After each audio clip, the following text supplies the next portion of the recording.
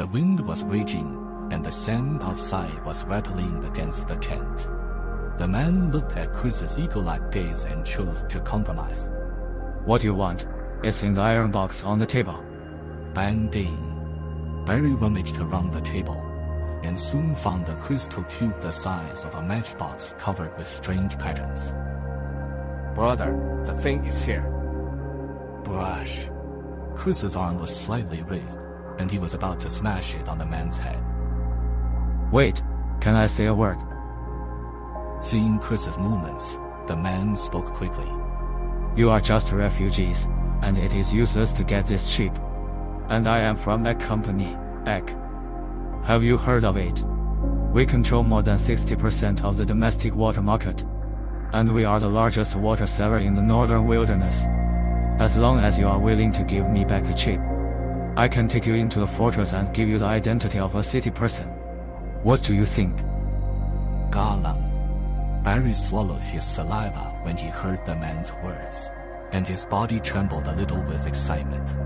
Standing out of the barren outcasts, crossing the barrier separating the two worlds, and entering the fortress to become a city dweller is a long-cherished dream of tens of millions of homeless people.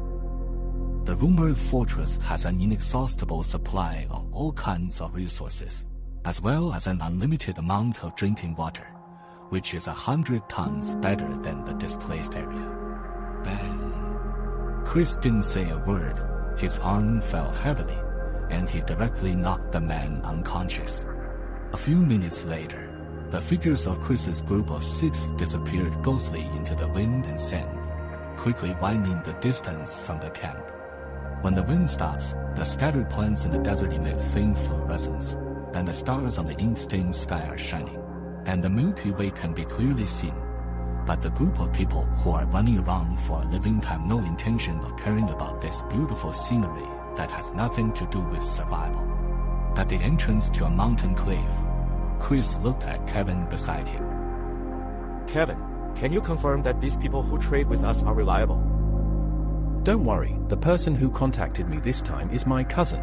His parents died of illness when he was very young, and it was my parents who raised him. At that time, in order to earn more food for people, my dad went to sell blood, and my mother went to sell milk. This kind of feeling, do you say there can be a problem?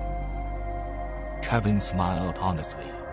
Chris saw Kevin's determined expression, so he didn't ask any more questions. The 6 of them were brothers, and Kevin would never lie to him. Brother, there's something I actually don't understand. The person before clearly promised us that as long as you give him back the chip, he will take us into the city. Why do you refuse? Barry thought about it all the way, but he was still obsessed with this matter. So in order not to have a negative impact on Chris, he chose to ask him privately. The fortress is majestic, but the peace it brings does not belong to us. Even if you enter the fortress, you can only become its builder, not the enjoyer. Besides, I don't trust that man's words. When the knife is on the neck, he will give in to us. But once we enter the city, we will become a mouse in his hands. Chris looked ahead and responded in a calm tone. Life in the city may not really be suitable for us. Everyone says that it is a paradise where everyone is equal. But how can there be any paradise in this wasteland? Instead of going in and being a slave in captivity, it is better to live in the wasteland, at least so that you can take your life into your own hands. None of us have ever been in the city. How do you know that all the people in the city are slaves? For so many years, the people who have been able to enter and exit the fortress are big people. Have you ever seen ordinary people come out? Chris asked rhetorically. Alas, what a pity. I thought you would agree to the man's request and take me into town. In this case, you can meet Jenny too. To be honest, we have lived together in the homeless village for so many years. I really didn't expect her to be the daughter of a big man in the city, and she would be taken into the fortress by mercenaries. When Barry said this, he suddenly looked at Chris. Brother, I think Jenny must have forgotten about you. Otherwise, how could she not have any news? And she did not send anyone to pick us up into the city.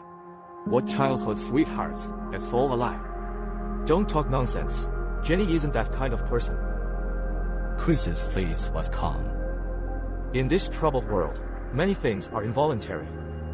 The group marched in the darkness of night, and soon went deep into the canyon, standing in front of a fork in the road. Brother, let's arrive. Climb the hillside in front. There is a wooden house, and the connector is waiting for us there. Kevin surveyed the terrain and pointed to a fork in the road on the left. Let's go. Everyone trade as soon as possible, and then return to the homeless village. Don't spend the night outside. Chris heard the wolf howl echoing in the canyon, nodded vigilantly, and took the lead to walk forward. But only after a few steps, his steps suddenly stopped, and then showed a painful expression. Chris? Chris, are you okay? The few people next to him saw Chris's appearance and all gathered around him. At this moment, Chris has collapsed to the ground. Not only his face is covered with cold sweat, his body temperature is also frighteningly high, and his black pupils are slightly red like beasts, looking extremely weird and terrifying. Damn it. Did that strange disease find you again? Seeing Chris's appearance, Barry whispered to the people next to him. Water. Get water. I have it. Seeing this, Kevin untied the water bladder from his waist. Take off your brother's shirt. Cool him down with water. Barry faced Chris, who suddenly became ill, and began to give orders to a few people very experienced. Everyone hurriedly helped Chris take off his shirt, revealing the muscles on his body, as well as the scars all over his body, especially the huge claw mark on his back that spread from the left shoulder to the right side of his waist, which was even more shocking. The temperature difference in this desert is extremely large. The surface temperature during the day is more than 50 degrees, and the temperature at night is infinitely close to freezing. In this wasteland, there seems to be nothing more precious than water, and no one wants to share the precious water with others. And for the homeless people who have not washed their faces for 3 or 5 months, it is quite a luxury to pour water on their bodies to cool down. But when water is used on Chris, everyone is willing. Chris is the core of this group of hunters, not only because he can take them to eat, but also because he is the strongest of the several, and he is the only person in the outcast area near Fort 55 who has hunted bears. After the mutation of radiation, today's bears are no longer the kind of creatures of the old world, not only huge in size, but also steel and iron bones, indestructible. Even the heavily armed transport team in the fortress does not dare to easily provoke a bear. No one knows how Chris did it, except that he dragged a huge bear back with a steel fort and then collapsed like a bloody man at the entrance to the market town. It was Barry who sold the bear skin in exchange for the medicine that saved Chris's life. Since then, Chris has been left with this strange disease that occurs from time to time, and every time he attacks, his eyes are red, his body temperature rises, and he looks so hideous that even the best doctors in the market town are helpless.